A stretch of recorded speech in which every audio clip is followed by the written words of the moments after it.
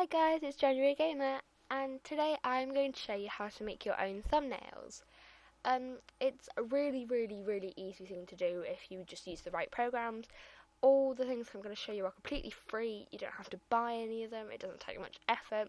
As long as you've got some creativity and a video that desperately needs a creative thumbnail, then you're all good, and this video is just for you. So keep on watching.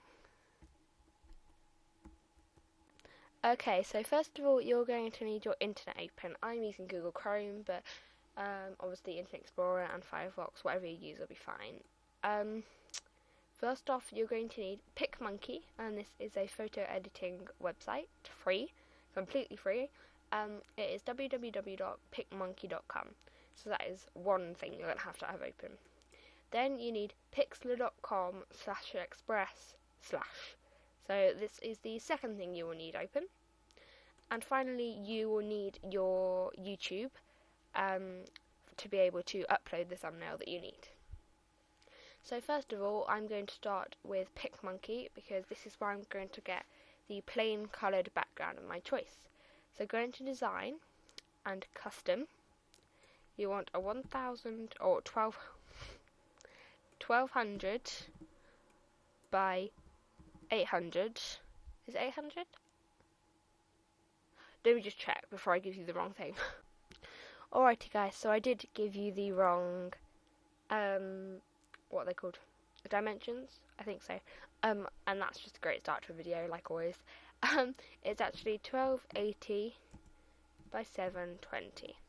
So, like I said, go to design and then enter 1280 by 720 and then do it. So you're going to get a canvas this sort of size.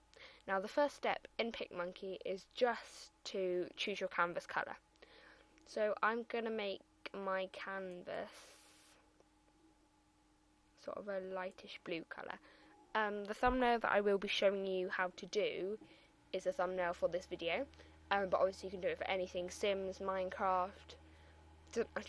Doesn't have to even be a gaming video, just do whatever you want. So I've got a blue colour, and obviously you can just have it transparent if you really wanted to for something else that you wanted to use it for. But as thumbnails, you want a block colour background. So I have light blue. The next step is saving. So you want to save as thumbnail. Pierce is a good quality, and save.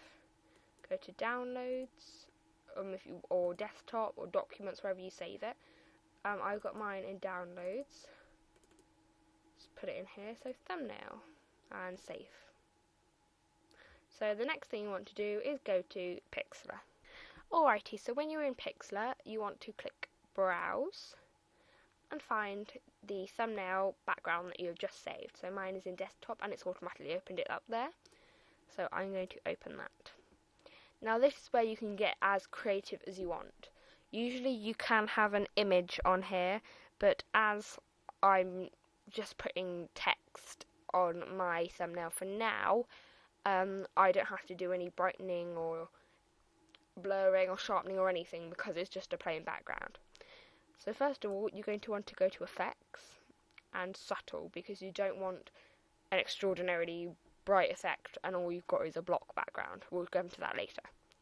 So I personally like Sana, Ingrid and Ian, but for this one I'm choosing Sana because it's just slightly brighter than the original one and I like that. So click Apply and then Overlay. This is completely your choice.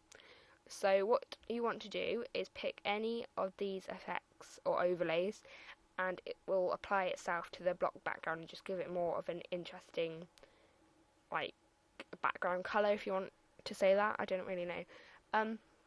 So I like vignette. I don't know how you pronounce that, but I like this one, tie dye and chem burn, which is like a chemical burn. But today I'm going to go for chemical burn, and my favourite is Horizon because it comes out looking so pretty. So you can dull it down or have it really bright. So I'm going to have it about there, 34. And then click Apply and get rid of the overlay, and this is your next step for your thumbnail. So click save, and I'm just going to save it right over the top of the last one because I don't need a block background. So as you do this, you can just save over the top because it won't be hard to recreate, I promise. So this is your image from Pixlr, and now you want to go back to picmonkey.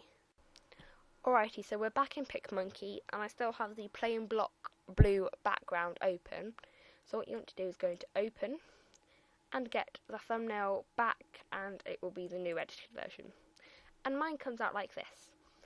So you don't really need to do anything here. You want to go straight to text, or that is what I do anyway. So if you scroll all the way to the bottom, my favourite text are these four here, the sweet nothings. It's my favourite ever. So you want to add text, and I'm going to choose unkempt. So you want to type how to create your own. I don't want to write thumbnails in there just yet.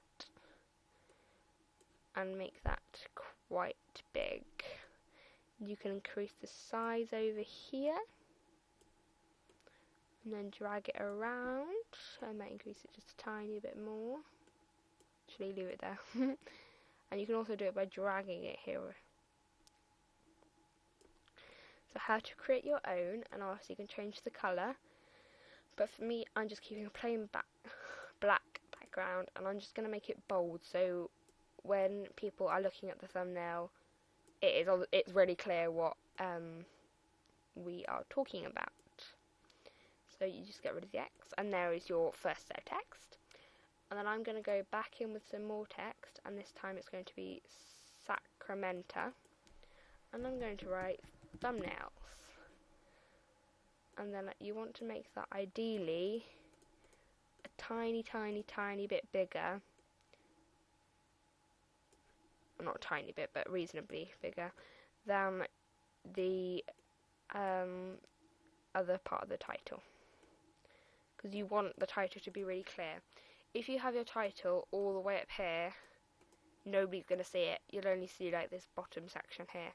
So ideally, when you make any kind of thumbnail, you kind of want it to be centered in the middle, and then even if it's cropped around the outside, nobody's going to really notice. Because I think this should be the right size. You can probably put it anywhere you want, but just to be on the safe side, you want to keep it in the middle. So we have our sort of texty centery bit, and then I want to go to overlays. Now there's so many overlays in here. You can add anything you want, whatever picks your fancy or floats your boat or whatever. I personally like doodly hearts, all these little icons, all these cute little animals, sparkle stars, and fireworks. They are my favourite. So, like my channel banner, I'm first of all going to put some sparkles on there, just to make it a bit more interesting. You want to place it so it's not gonna get in the way of your text, like that. So I've put mine at a bit of an angle, otherwise it's, I just think it looks better. So you're going to want to keep hold of that. And then I go up to doodly hearts, and you could pick any of these, but I think I'm going to go for this one. And I'm going to make it a bit smaller. Just get the text over the top. And I'm going to make it